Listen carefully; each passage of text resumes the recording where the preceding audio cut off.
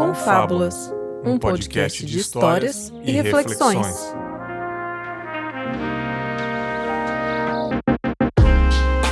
Olá, ouvintes! Está começando mais um Confábulas. Eu sou o Bergs e hoje é um episódio do Reflexões, mas eu mudei um pouco o formato.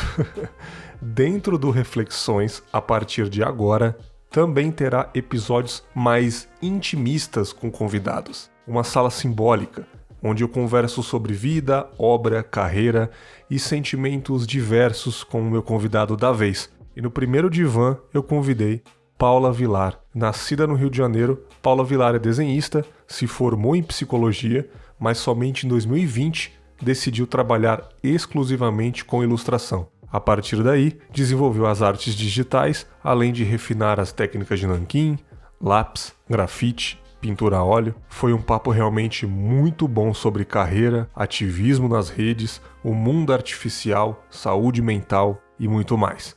Aliás, saúde mental sempre será uma pauta no divã. Bom episódio a todos!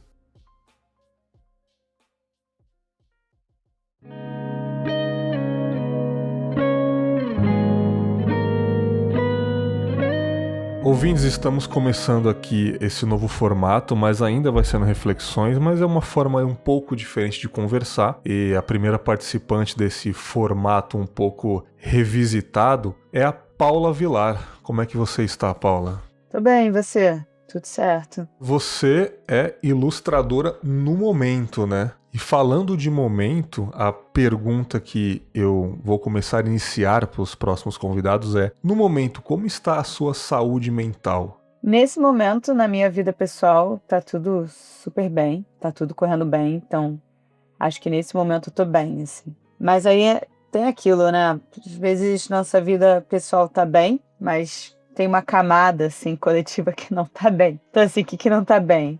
Eu, como, sei lá, a grande maioria dos meus amigos tem muita preocupação em relação a financeiro, né? Porque tá tudo muito caro, né? Aluguel, ir no supermercado você gasta R$100. Então nessas questões sempre é uma dor de cabeça, mas eu acho que isso, bom, a grande maioria dos meus amigos vivem isso, né? Então nessa questão sempre fica aquela pedra no sapato, né? E a situação política no Brasil e no mundo.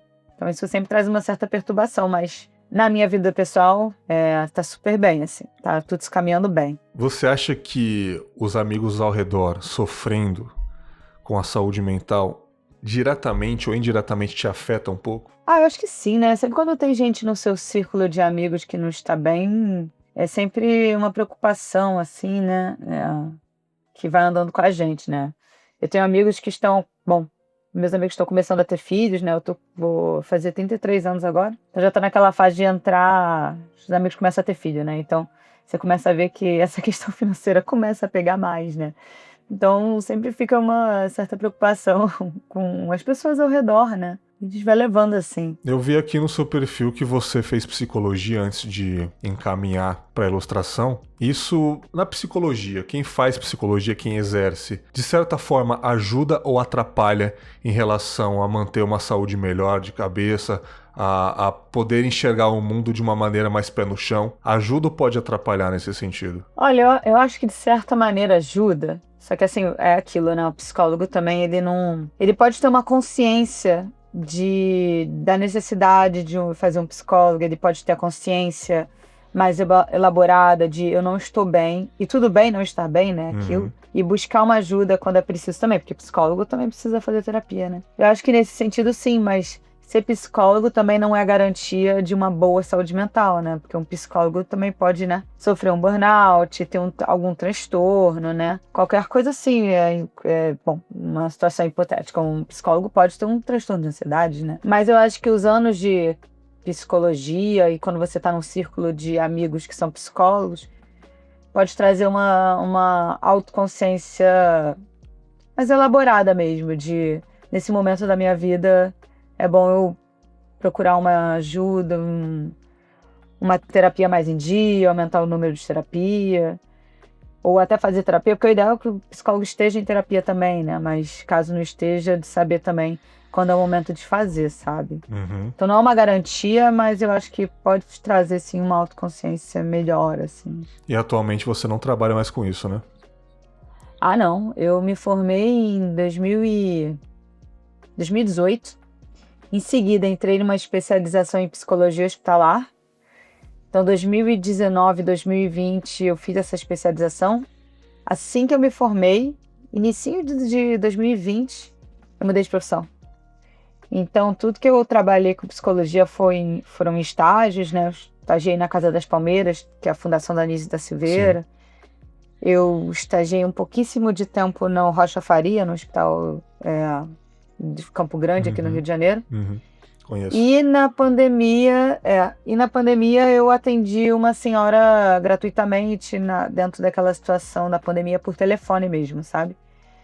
Então, e outros pequenos estágios, assim, mas não cheguei assim. Eu ganhei R$0 por psicologia, porque assim que eu ia entrar no mercado de trabalho, eu mudei de profissão.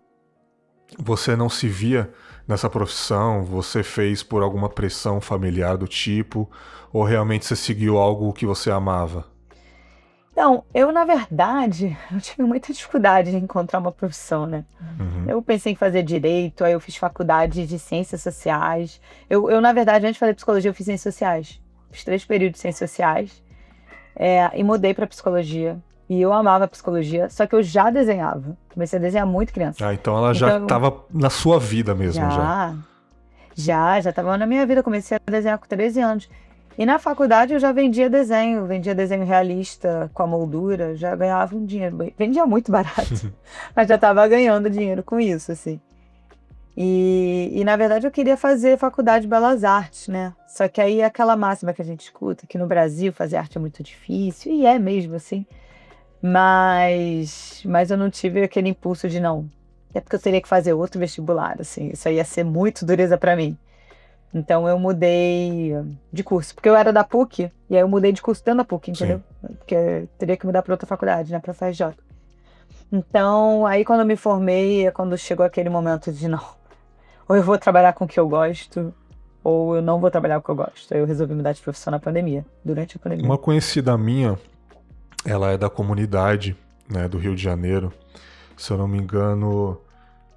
É uma comunidade que fica próxima ao Catete ali. Ela também é artista e ela fala que, palavras dela, que viver de arte é para os privilegiados.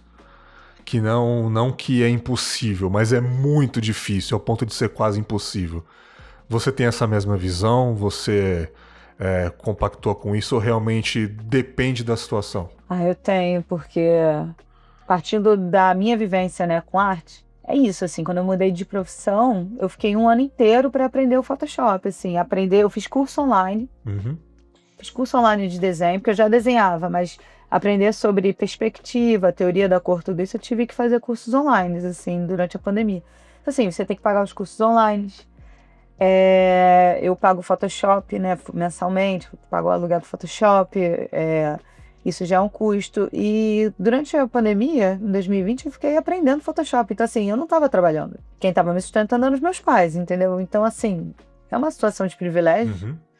Dentro do Brasil, das suas desigualdades sociais, né? Você poder ficar sem ganhar dinheiro, aprendendo uma habilidade muito rápida, né? Em 1 ano, sem trabalhar, né? Então, não é todo mundo que pode fazer isso, né? Então... acho que dentro do Brasil, assim, é uma questão de ter privilégio, sim. E nem é como se a gente não quisesse fazer, mesmo a gente querendo, parece que algo não deixa a gente querer fazer, né? Eu não estou querendo ficar parado, eu estou querendo mostrar algo para o mundo, oferecer algo para o mundo, e parece que o mundo não me dá essa oportunidade, né? Quando ela falou isso, eu questionei um pouco, eu falei, mas por que isso? Aí ela citou pessoas que são artistas plásticos, grandes pintores, que realmente você vê o histórico, não vem de onde ela veio, e pessoas que não precisavam fazer aquilo. Teve o tempo, não, pinta aí, aprende o tempo que você quiser. Fica no seu ateliê 1 mês aí, tá tudo bem. Aí ela falou, assim é muito fácil. Aí eu peguei e perguntei pra ela, e por que você não faz outra coisa? Pra ela foi uma ofensa, isso. E ela não precisou responder. E eu entendi. Sim. Não é? Essa não é a questão. Simplesmente eu não posso fazer o que eu quero, vou fazer outra coisa. Não. Senão ela vai se encaixar naquela maioria das pessoas que não queria estar fazendo o que estão fazendo, né? E eu achei muito interessante essa visão dela, sabe? E sobre estilo artístico, você considera qual estilo seu, assim? É uma cartunesca, surrealista ou no geral? Então, eu no momento agora eu trabalho na maioria das vezes como cartunista, né? Que é aquilo, né? Tá difícil. Eu sou ilustradora, sou cartunista, sou chargista, eu me enquadro nessas 3 categorias, hoje pensando. Eu não digo que eu sou quadrinista, porque eu não tenho interesse em fazer uma história em quadrinho, um livro, que aí já é uma arte sequencial, apesar que tá tudo ali meio que no mesmo bolo, né? Então hoje em dia eu digo que eu sou ilustradora, cartunista e chargista. As artes digitais, no cartoon e nas charges políticas, eu faço muito... Quando eu comecei a fazer charge, eu pesquisava no Pinterest aquele estilo de quadrinho antigo que eu acho super bonito e eu acho que ele tem uma aceitação muito grande. Em geral, as pessoas gostam dessa nostalgia de abrir um quadrinho antigo, aquele traço. Eu acho é uma boa aceitação, eu gosto, todo mundo gosta. Então, eu comecei a adotar esse estilo mais vintage, né? E aplicar isso dentro das charges políticas e deu certo, sabe? Então, quando eu faço no Photoshop, eu copio lá... Cada arquivo que eu tenho no Photoshop, eu pego a minha camada de... Emulando, né? Simulando assim, um papel antigo, tem umas configurações, eu só replico em todos as charts para dar aquele visual vintage. Então, assim, dentro do cartoon, dos charts, eu gosto muito desse estilo vintage. Eu sou uma pessoa, tecnicamente, que gosto muito de traços reais, assim. Quando eu desenho uma pessoa, as proporções são reais. Não é muito caricatura, sabe? Eu não sou uma pessoa que faço caricatura, eu não sei fazer. Aliás, admiro muito quem sabe fazer caricatura. Igual fazer um político com um dentão, um pescoção, isso. Sabe? É muito... Exagerar. Sim. Eu acho impressionante, porque você muda o desenho, mas a pessoa ainda reconhece ela. Sim. Eu acho isso completamente difícil no desenho. Então, nos desenhos digitais, assim, nas charges e cartoons, eu tenho um estilo mais vintage, assim, sabe? Porém, dependendo da ilustração que eu for fazer, eu já fiz capa de livro, que o traço era mais realista, sabe? E eu, particularmente, não tenho muito apego a fazer traços realistas digitalmente. Eu não gosto muito. Mas eu faço traços realistas também na mão, assim, de pegar um desenho aqui. Esse aqui não tá totalmente realista, porque é um desenho do Jung, né, que eu fiz à mão de lápis. Sim. Ele tem uma borda mais grossa, e isso vai tirar o realismo, mas ele tem a sombra mais realista, né? Muito bonito. Obrigada. Eu tenho outros realistas mesmo, mas esse é um. E eu tô agora também partindo pro mercado da arte, do mercado de pintura a óleo. Aí eu tenho um aqui pequenininho que eu fiz, que é a óleo. Dizem que é extremamente difícil a pintura a óleo, né? Eu apanhei, tá? Eu comecei a pintar 2 anos atrás a óleo, na França, onde minha irmã mora, fiquei um tempo lá. E aí eu tô agora fazendo aqui em casa. E esse por enquanto, é o único que eu tenho aqui a óleo, mas... Obrigada. Sapinhos, deve ser pouco venenoso esses sapinhos, né? Dizem que quanto menores, mais venenosos. Mais venenosos, eu adoro. Até botei uma marquinha meio que machucando a pele, né? Eu quis botar a mão mais amarela mesmo. Maravilhoso. Então, obrigada. Mas eu, assim, pintura e desenho, eu gosto muito de uma coisa mais surrealista. Tem alguns desenhos de lápis que já são coisas que não existem na vida real. Eu gosto muito de explorar o surrealismo, assim.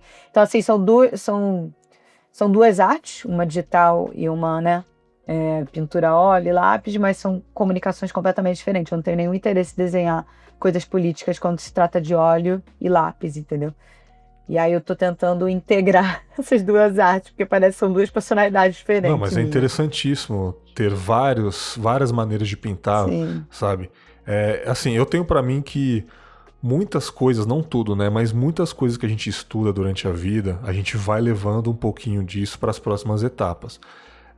O seu estudo de psicologia, o que você já estudou, de certa forma te ajuda no processo criativo de algumas coisas, te faz até calma, refletir um pouco sobre o que você vai fazer, ou não, você se desvencilhou totalmente do seu passado acadêmico e agora é uma nova etapa, um novo eu? Eu acho que, assim, de certa forma eu carrego porque... Bom, a psicologia me fez também ser quem eu sou, né? Tipo, foram 5 anos indo todo dia na faculdade, não tem como... De alguma forma, a psicologia não tá dentro de mim, assim. Eu não sei como na prática elaborar isso melhor, como explicar isso melhor, mas a psicologia me fez também ser quem eu sou agora, e de alguma forma também isso está refletido nos desenhos. Mas o que eu posso dizer é que, por exemplo, na faculdade, a abordagem que eu gostava era a abordagem junguiana, né? E a abordagem junguiana trabalha muito com os símbolos e os arquétipos. E como eu sou uma pessoa que gosto muito nas artes de óleo e de lápis fazer coisas mais surrealistas, para mim é sempre interessante estudar basicamente o simbolismo e os significados dos arquétipos de sonhos, porque eu gosto de desenhar sobre os sonhos também, porque a minha monografia foi sobre Muito sonhos bom. dentro da abordagem junguiana, adoro. Então, assim, por exemplo, se eu vou pintar os sapos, me bate uma curiosidade de pesquisar mesmo o simbolismo de sapo das diferentes culturas, entendeu? E isso me ajuda a elaborar uma imagem melhor, sabe? Eu tenho aqui uns livros sobre dicionário de símbolos, eu tenho alguns livros aqui sobre símbolos, e isso está também ligado à abordagem junguiana. Então, nesse aspecto, eu posso dizer que sim, que a arte se conecta muito com a psicologia, porém, mais especificamente com a abordagem junguiana. Você disse sonhos, você tem sonhos nítidos ao ponto de falar sobre isso, desenhar sobre isso? Falar, eu digo, desenhar é falar sobre isso. Você tem sonhos nítidos ou é por outro motivo? Não, eu tenho uma relação muito profunda com os sonhos. Desde criança eu sonho muito, eu lembro muito dos meus sonhos, eu sou muito ligada a isso. Eu costumo perguntar para as pessoas próximas, você sonhou? Eu gosto de falar sobre sonhos. Eu tinha uma época que eu tinha muita paralisia do sonho, eu gosto muito desse assunto, né? Tô aqui, foi o meu tema de monografia. Então, assim, tem sonhos que é praticamente impossível desenhar, né? Tem sonhos que é muito doido, é muito abstrato, é difícil. Mas já aconteceu sim, de eu ter um sonho. Inclusive eu desenhei isso, que eu tava numa rua e eu via de cima uma mulher abraçando aquele peixe limpa-vidro, sabe qual é que gruda? Sim. E eu lembro que eu vi ela abraçando esse peixe, ele era grande. E depois eu desenhei essa cena. E uma vez, também que eu tive um sonho que eu desenhava um desenho, e eu desenhei na vida real, assim. Caramba. Foram 2 situações que eu fiz. Mas foram desenhos, assim, pontuais. Eu nunca desenhei, assim, concretamente um quadro, sabe? Pensando bem aqui, algo que é extremamente abstrato é sonho, né? Totalmente. Algo no estilo aquele clipe Scar Tissue do Red Hot, né? Uma coisa bem prédios cinzas tortos, o cara voando e as asas é uma Sim. boca. O sonho Sim. basicamente é isso, né? Sim. É até difícil explicar, né? Sonhei. Não tem nem como eu te explicar, assim. Sim. Você consegue sentir o sonho, você consegue ver ele dentro da sua cabeça, ver entre aspas, né? Mas é difícil pôr no papel, por exemplo. Quando a gente Ele vai conta desafiar. o nosso sonho pra alguém, a pessoa não entende nada, mas você entende perfeitamente o que aconteceu. Você entende. Exato. É outro nível de linguagem, é outro nível de comunicação. E aí, pôr no concreto pode ser complicado, assim, dependendo da liberdade também das pessoas, por exemplo. Eu não sou uma pessoa que faço abstrato, eu faço mais figurativo, então pode ser meio desafiante desenhar um sonho, assim. Sim. E pra você, os maiores, como que eu posso dizer, desafios, maiores alegrias no seu trabalho, assim? O maior desafio no momento, é meio triste falar isso, mas é verdade. Eu já tô sentindo os impactos da inteligência artificial no meu trabalho. Eu ia chegar lá. Você ia chegar, não, já cheguei logo, porque me perturba isso, viu? Você tá sentindo... Então vamos para essa questão depois, a gente... Você tá sentindo o impacto sobre isso? Tá com medo? Tá se sentindo afetado sobre isso? Perdeu frila de algum motivo por isso? Porque eu tenho uma amiga cantora que ela já perdeu frila. Ela é locutora, narradora, ela já perdeu muito frila por causa disso. Pois é, eu já perdi sim, porque assim, o que acontece, né? Eu comecei a trabalhar com desenho em 2021, assim. E eu pegava encomenda, chegava encomenda pra mim, sabe? Trabalhos maiores, trabalhos menores, sabe? Tipo, trabalho pra uma pessoa, trabalho pra organizações, etc. E esse ano tá chegando muito pouco, simplesmente. E aí eu já vi, por exemplo, que eu já fiz um desenho pra um cliente e vinculou lá no Instagram, né? Impulsionou uma encomenda. E eu já vi que esse cliente está usando a inteligência artificial. Então, aquele potencial cliente já não é, já perdi, assim. Se eu já fiz um trabalho para ele, algumas vezes, e não estou fazendo mais quando eu vejo a inteligência artificial, eu não sei explicar de outra forma. E é isso, assim, tá chegando menos trabalho, assim, e eu não consigo achar que não é inteligência artificial. Acho que isso já tá, assim, começando a afetar o meu trabalho, sabe? Mas será que o impacto para a empresa é o mesmo em questão de engajamento? Deve ser, né? Porque eu acho que na minha visão o cliente ele não quer muito saber disso, ele quer o produto dele, né? Talvez, né? É meio triste isso, né? Eu fico me perguntando por que que o Luciano Huck faz tanta propaganda ainda? Por exemplo, o Luciano Huck faz uma propaganda de Coca-Cola. Gente, eu sei o que é Coca-Cola, eu bebo desde criança. A Coca-Cola precisa mesmo gastar dinheiro com o Luciano Huck para fazer uma propaganda onde eu sei, na minha esquina tem Coca-Cola, eu sei o que é isso. Ela precisa fazer propaganda ainda, sabe? Mas de alguma forma deve ser alguma verba que eles têm que soltar para poder fazer propaganda. Eu acho que não faz outro sentido. Ou então a Fernanda Montenegro fazer propaganda do Itaú. Gente, eu sei o que é o Itaú, sabe? É, Mas a tal sim. da publicidade é um negócio esquisito e parece que ela sempre vence, né? De alguma forma. Não, e tá demasiado, assim, você... Eu tava vendo algum filme em alguma plataforma ou uma propaganda no meio do filme. Não sei qual dessas plataformas é, desses bilionários aí. E eu fiquei chocada, assim, eu nem sabia que tinha isso. É completamente invasivo. A gente tá numa demasia de propaganda. Qualquer vídeo, qualquer coisa tem uma propaganda. Tá selvagem o negócio. Você já parou para pensar nesse medo sobre as IAs? Uma forma de alternativa sobre isso? Ah, se por acaso invadir ainda mais o meu âmbito de trabalho, tem uma alternativa aqui. Estudar sobre isso, por exemplo, já que a gente não vai ganhar essa guerra, a gente tem que se juntar a isso e ter esse conhecimento. Já parou para pensar sobre isso? Então, tem organizações que lutam pra ter a... Eu participo às vezes, a unidade de laboratório. Que eles fazem um esforço mesmo para a regulamentação das inteligências artificiais. Mas é isso, né? Até o problema é esse também, porque é uma coisa tão nova que é até difícil explicar o que é um IA, o que é um algoritmo, entendeu? Então, falta uma conscientização que a gente está ganhando agora. E aí, até passar pelos trâmites no Congresso é um passo longo. Eu, na minha vida pessoal, o que eu faço para ficar menos dependente disso é o que, na verdade, é uma coisa que me dá muito prazer, que é um caminho que eu já ia trilhar, mas eu adiantei ele, que é pintar a óleo e começar um outro tipo de mercado. Apesar que sim, pintura a óleo, esse mercado também é completamente difícil, é muito competitivo também, mas ainda assim é palpável, sabe? A dependência de algoritmo é assim, nunca vamos estar totalmente independentes, porque mesmo um artista plástico que pinta óleo, ele vai precisar de um Instagram hoje em dia. Não é totalmente separado, porém, ainda assim é uma forma de ganhar dinheiro sem ser no digital, entendeu?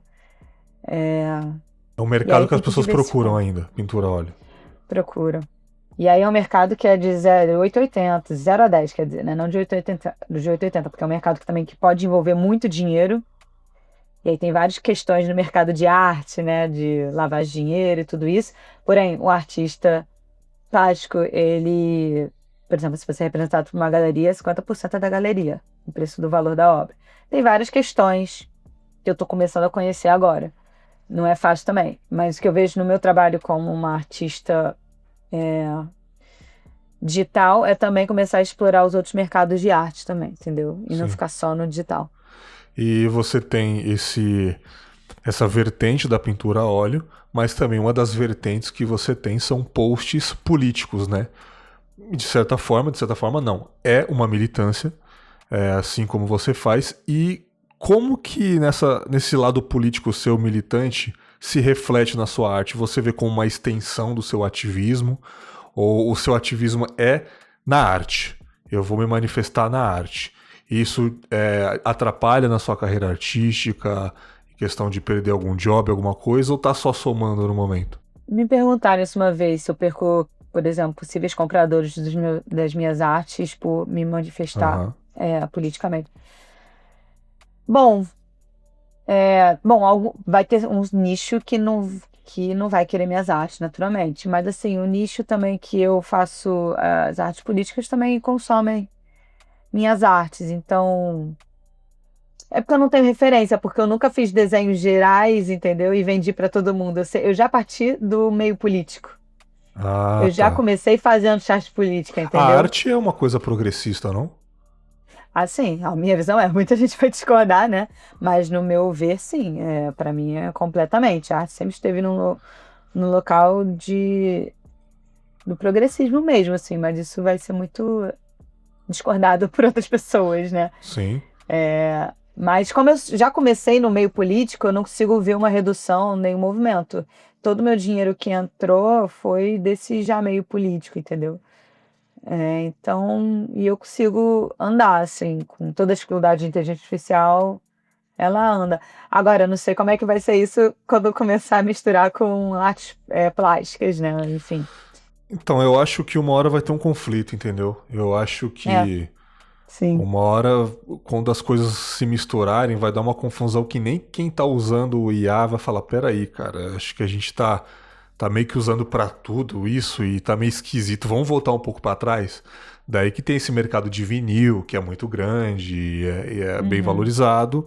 Pode ser o mercado de pintura a óleo, um mercado de feiras e mostrar o seu trabalho nas feiras, assim como obviamente você deve fazer também, sabe? É algo que acredito que uma hora vai se misturar ao ponto de falar, não, cara, negócio de IA é feio pra caramba, vamos voltar a pagar as pessoas devidamente ao seu trabalho, né? Eu já vi essa visão e eu acho bem possível mesmo, porque, Se agarrar olha, a esse pensamento, pelo menos, né? sim, porque não é pensada, a arte de inteligência artificial ela não é pensada, assim, ela não é refletida.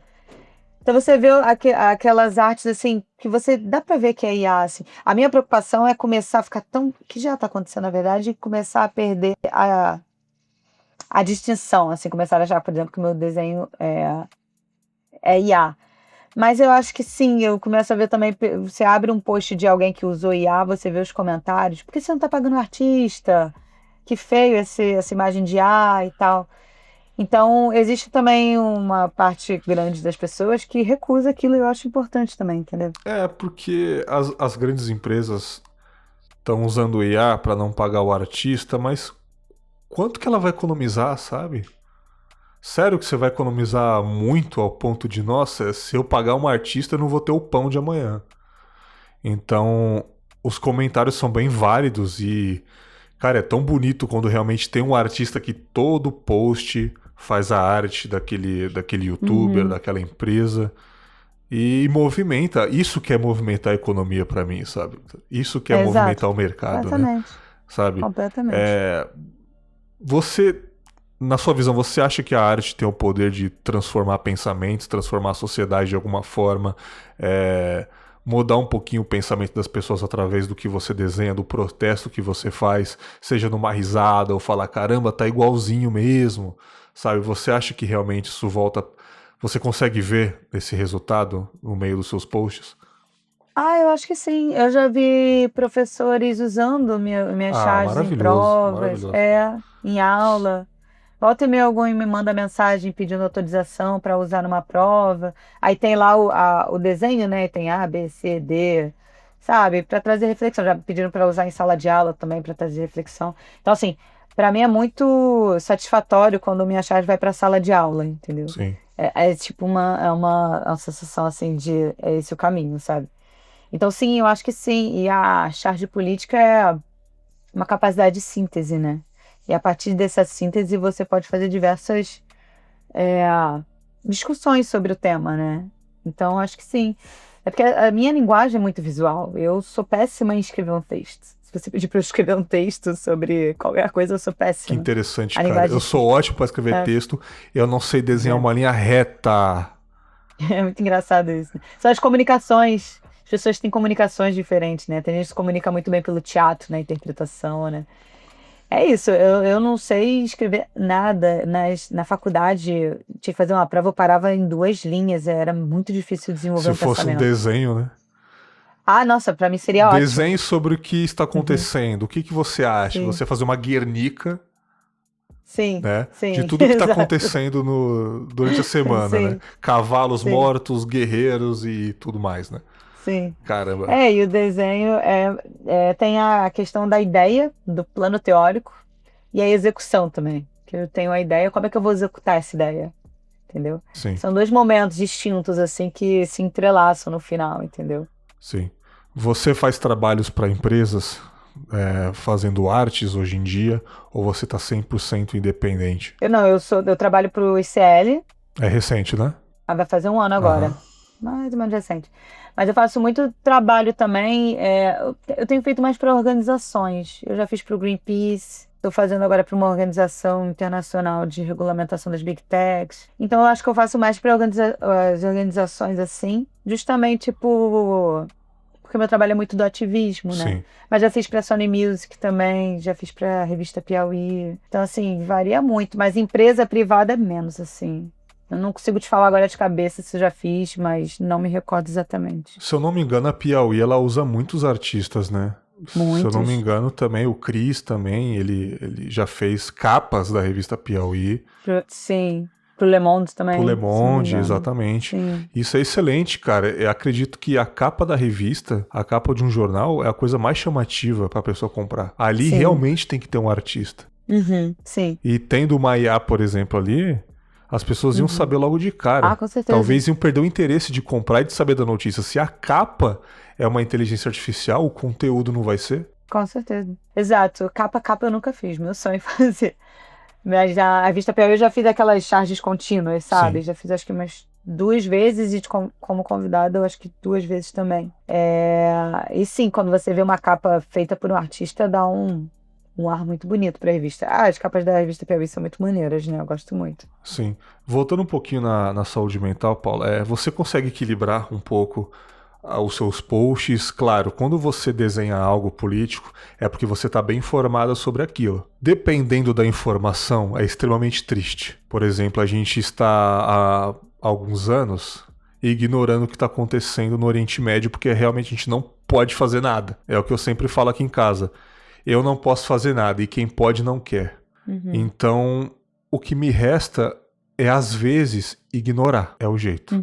Para poder ter uma saúde mental um pouco boa, ter uma semana minimamente bem. Então, te afeta um pouquinho as informações quando você desenha? Você consegue equilibrar? Consegue desligar um pouco disso? Eu tô conseguindo mais agora, porque o que acontece, né? Eu acordo de manhã, escuto os podcasts que eu gosto de ouvir, escuto os jornalistas que eu gosto de ouvir para ficar informada do assunto e saber o que desenhar. Eu tenho seguidores lá no Instagram. Eu tenho que ter uma informação verídica, tem que, né, tá tudo... Então eu escuto pessoas que entendem do assunto e desenho. Aí o que acontece, né? O Instagram é altamente viciante. Isso aí já é para detonar a saúde mental. A propósito, você deve ter desenhado sobre isso também já. Milhões de vezes. Eu adoro sobre falar algoritmo, sobre celular e tudo, né? Eu fui ver, eu tenho mais de 50 charges sobre isso. Sobre esse tema. Assim. Eu fiz um apanhado. Então eu gosto muito de falar sobre esse assunto. Então, assim, como eu preciso também de rede social para trabalhar, porque as pessoas compram no meu Instagram e tudo isso, eu fico muito, vamos dizer assim, vulnerável.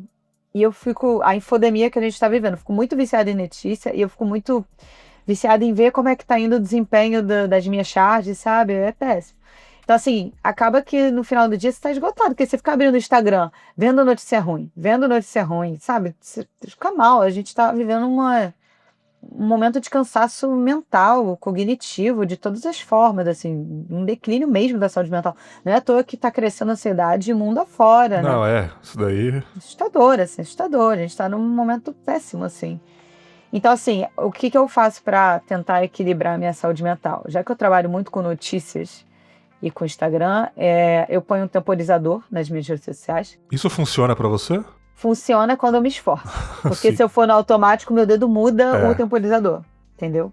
Então tem que ser realmente um esforço consciente, tem que resistir. Então assim, eu ponho o temporizador e mesmo se não tiver esgotado o temporizador, a partir das 6 horas eu não entro mais. A não ser que seja assim, Bolsonaro foi preso. Eu vou ter que ver uma notícia algo que vai extraordinário, assim, né? Extraordinário. Aí eu vejo o que está acontecendo. Mas aí tem que ter também a consciência de voltar. No dia seguinte não pode mais entrar, sabe? Então eu faço esse esforço assim, consciente de acabou. E aí se você consegue manter isso, depois de uns dias, vai melhorando sim a saúde mental. Só que tem que ficar muito cuidado para não escorregar na badana e voltar tudo. É muito sensível, sabe? Se deixar, daqui a pouco tá no Instagram até 11 horas da noite, entendeu? Então é complicado, é difícil. Acho que é um desafio não só meu, mas acho que de toda essa geração de agora. Com certeza. A gente tem muito medo sobre tudo isso e ansiedade é uma forma de a gente sentir medo também. Por exemplo, a gente voltar novamente às IAs. É por causa da ansiedade que a gente acha que daqui 24 horas vai acabar tudo. Elas vão dominar. Não é assim, mas não é assim. Alguém vai te falar sempre, calma, não é assim. Você vai ouvir aquele conselho, mas no final sua cabeça... Não, mas fica esperto aí, cara. Fica esperto que é assim sim, vai acabar. Aí você já começa a respirar forte, entendeu? É complicado.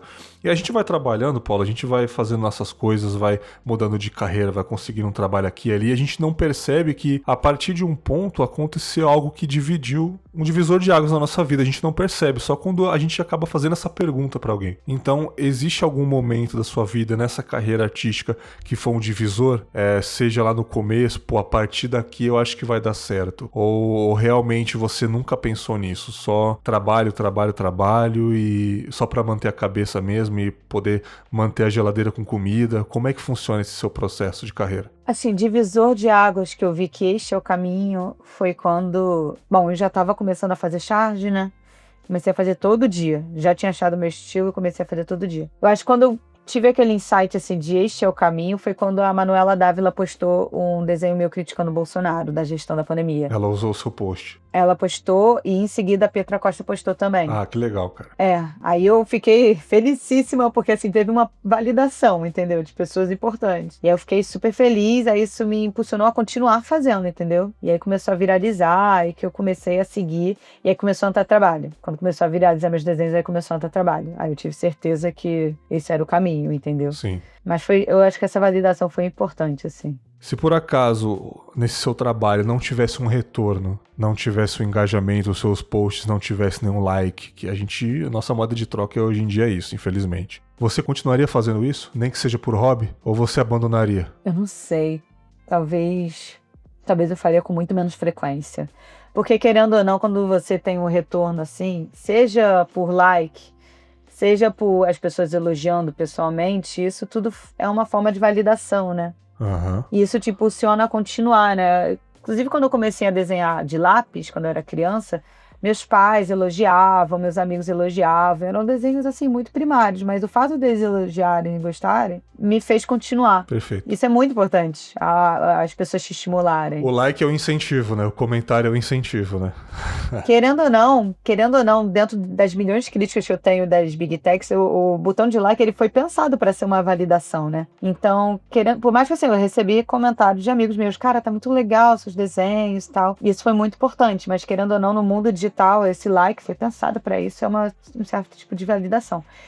Então é difícil responder. Talvez eu continuasse sim, porém com menos frequência, sabe? Porque toda essa lógica de rede social é para você estar ali continuamente usando, né? Então talvez eu consiga pensar agora que talvez eu continuasse, mas com menos frequência, assim. E você voltaria à sua profissão anterior? Acho que não. Eu acho que o momento ia ter um momento de ruptura, sabe?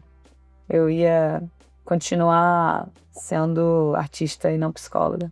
Realmente você não queria seguir isso? E como foi atender um paciente numa profissão que você não queria seguir de jeito nenhum? Foi difícil, de certa forma? Porque é estranho você atender um paciente não querendo estar ali, né? Porque eu tinha acabado de começar a pandemia, então tinha aquele sentimento de eu preciso usar as ferramentas que eu tenho para ajudar o próximo, entendeu? E eu ainda estava começando a transição de mudança de carreira.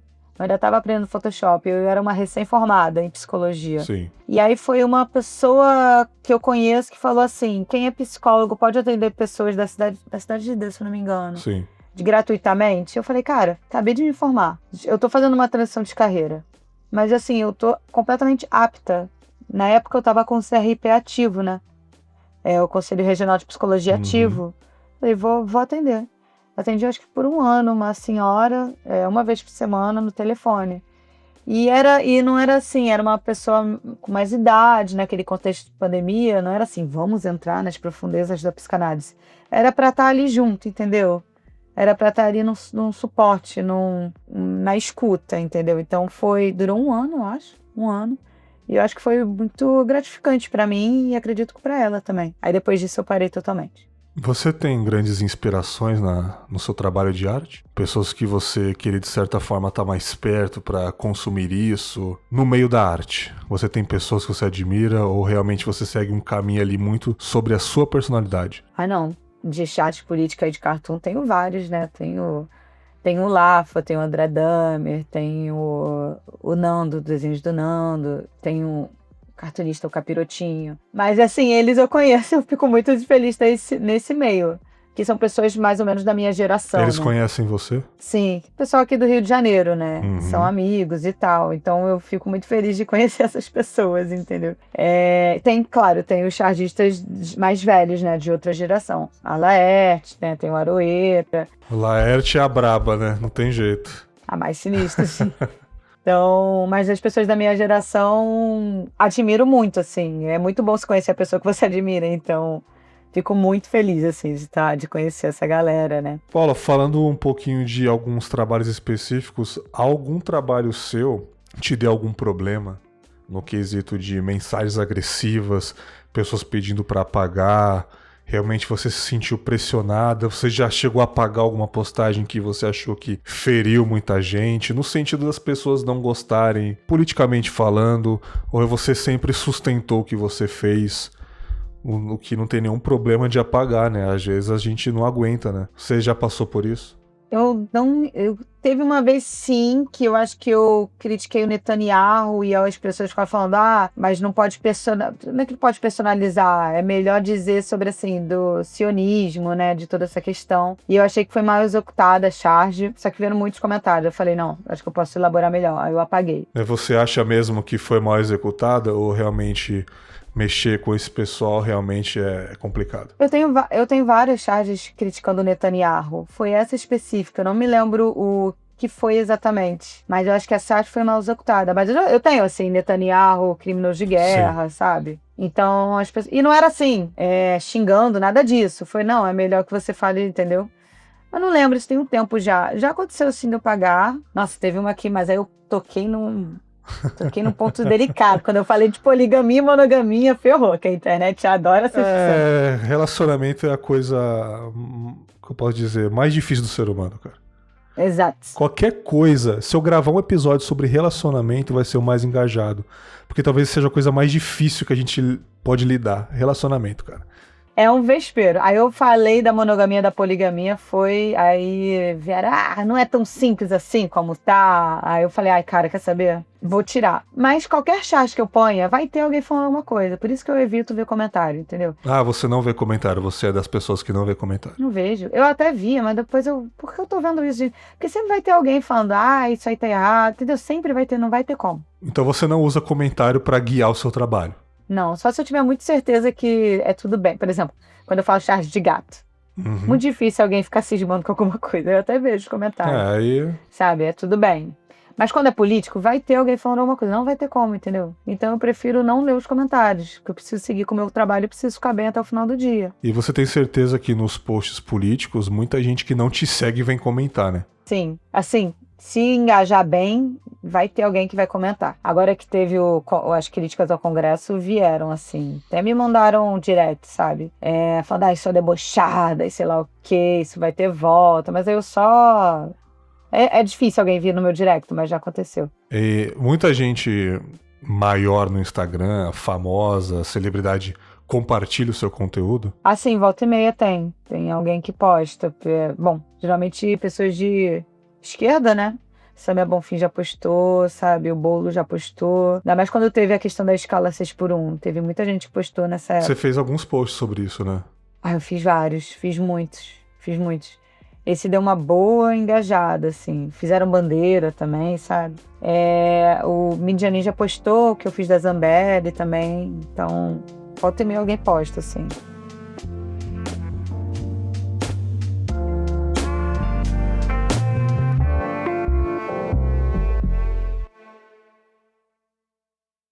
Paula, você quer ser lembrada basicamente, com todo respeito, basicamente, óbvio, mas basicamente sobre a sua arte e nada mais? Pra mim já tá de bom tamanho. Mas eu quero também futuramente ser lembrada com as minhas pinturas, mas aí isso é bem mais pro futuro. Que eu ainda tô sua arte em geral. em geral, sim. Ah, sim, eu gostaria. Pode até parecer meio vaidade, mas assim, quando você faz uma coisa que marca, é quando, pra mim, tá? Isso é muito pessoal. Faz sentido, sabe? A minha mensagem está sendo veiculada. Pra mim faz sentido isso, entendeu? Mas você desenhar por incentivo da família, como você disse, continuar desenhando porque você tem engajamento e não querer ser lembrado pela sua arte seria uma contradição, né? Não vou mentir não. Por mim, se eu for lembrada por isso, já tô bem feliz, sabe? Você tem vontade de ampliar esse seu trabalho por outros meios? Seja apresentando o seu conteúdo de outra forma, ou fazendo uma live, ou estendendo o seu trabalho para outros âmbitos. Você tem interesse? Ah, sim, claro. Pra mim, onde tiver mais disseminado, eu acho bom também. Uma coisa que eu quero fazer que eu ainda não fiz é fazer um livro, né? Vai ter um momento que eu vou sentar, vou reunir meus desenhos, vou fazer uma coletânea. Assim, aí eu posso... Bom, não sei como é que eu faria isso é uma coisa que eu tô começando a pensar, mas de repente dividir um livro de política, um outro de questões... É porque eu tenho vários cartoons também sobre questões existenciais, de gato, porque eu adoro gato, né? Então, assim, dividir em questões políticas ou não, entendeu? Isso eu ainda tô pensando, mas ter um livro, partir pro físico também, sabe? Pra sair um pouco do digital, acho importante também. Mas isso eu vou fazer no futuro, com certeza. Tá aí, é um negócio que ia expandir muito o seu mercado, ou pelo menos o seu trabalho em si, né? É importante. Se o mercado vai expandir pra caramba, a gente não sabe. Porque vender livro no Brasil é muito difícil, né? Mas a Rafa Kali mandou orar comprar o seu livro pra colocar na cozinha. Ah, eu vi isso. Do Francis Bacon, não foi isso? Sim. Não foi isso? Eu vi isso de leve, sim. Ah, cara, mas assim, é tanta coisa pra se preocupar, cara. Porra, vocês estão de sacanagem. Ah, mas é um alívio cômico, não né? É, essas aí, coisas. é verdade. Alívio cômico. É verdade, a gente tá preocupado com tanta notícia ruim, aí chega esse meme, entre aspas, É um meme né? pronto, exato. E você dá aula de arte, ô Paula? Não. Você tem essa vontade de ser professora, retribuir o que você aprendeu, mostrar um pouquinho o seu estilo de trabalho para alunos que estão chegando agora? Eu acho que sim, futuramente é uma coisa que eu gostaria de fazer, sim. Eu acho que eu iria gostar de dar aula. Por enquanto eu não faço isso, né? Eu teria que elaborar também todo... Eu precisaria organizar meu pensamento de como eu faço um desenho, entendeu? Como se explica uma perspectiva, como são as etapas de um desenho, pelo menos na minha maneira de fazer, né? Então eu teria que elaborar, construir isso. Então, ainda não cheguei nessa fase, mas seria legal sim, futuramente dar aula.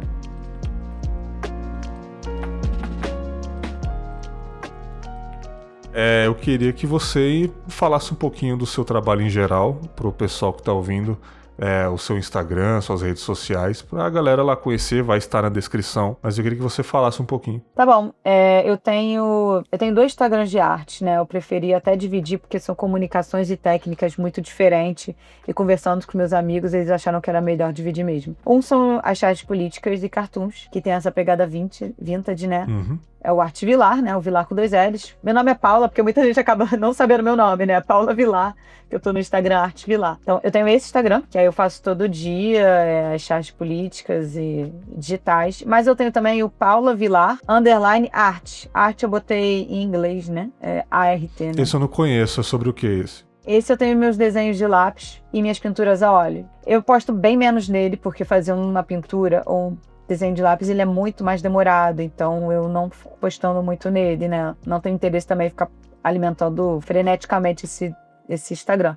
Mas eu achei importante estar registrado também nas redes sociais, porque são coisas completamente diferentes. A mensagem é diferente, a técnica é diferente, tudo é diferente, entendeu? Se você abrir o meu Instagram Arte Vilar, você vai ver lá que no perfil tá esse Instagram. Então eu tenho esses 2 Instagrams. Eu tenho um site também, que eu vendo meus desenhos, que é www.artevilar.com.br. Eu vendo logo com moldura, ele fica lá disponível para comprar. Então, e dentro do meu site também tem o meu portfólio. Então eu tenho esses canais de comunicação, né? Sim. E basicamente, assim, digitalmente eu tô nesse site e nesse Instagram. Eu até tenho TikTok, que é o Arte Vilar também, mas eu não uso muito porque TikTok é vídeo curto e eu não tenho interesse em fazer vídeo curto. Vídeos desenhando, né? Aí você acelera o vídeo. Pois é. Que aquilo, né? Talvez isso preguiça. daria um engajamento. Dá um retorno. Dá. Você deixar uma câmera à parte, porque isso ia gastar bateria pra caramba, você deixa ela no alto, você desenhando 20 horas ali, e depois você acelera em 4x o vídeo e tá lá, Netanyahu. Exato. E eu acho que ia ser legal, isso ia ser legal, porque muita gente fica curiosa de ver o processo. Isso me lembra muito o Art Attack, não fazer uma comparação direta, mas lembra muito porque ele acelerava o vídeo, era muito legal. O desenho vai nascendo, sabe?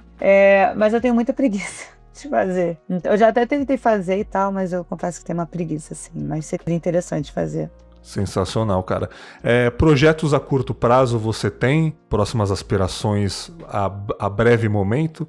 Ou tá tudo estável por enquanto e deixa do jeito que está? Eu tenho 2 projetos agora que eu finalizei, mas eu não posso falar ainda. Daqui a pouco eles vão estar aí, disponíveis, mas tem esses 2 projetos que eu terminei e agora eu tô pintando a óleo, né? Eu tô fazendo um quadro, que aí como chega a encomenda pra mim, nesse momento tá chegando menos, até por causa das IAs, eu pego o meu tempo e ponho no tempo pra fazer as pinturas a óleo, que pra mim é muito prazeroso fazer. Muito bem.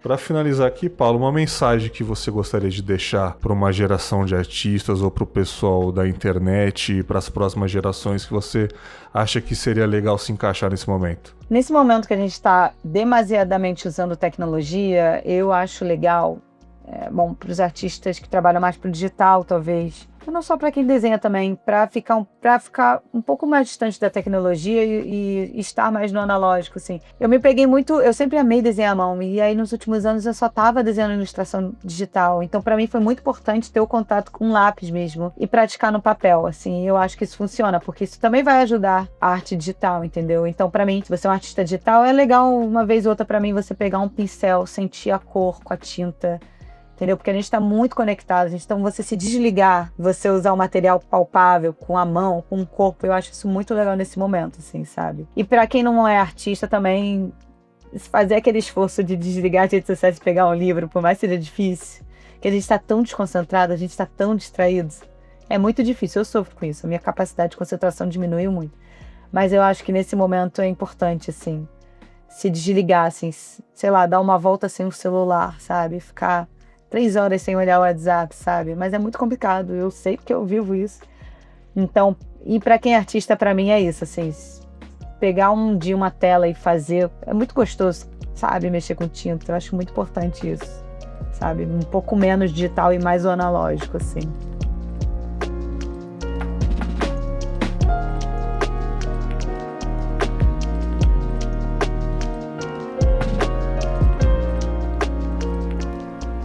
Gostaram do episódio?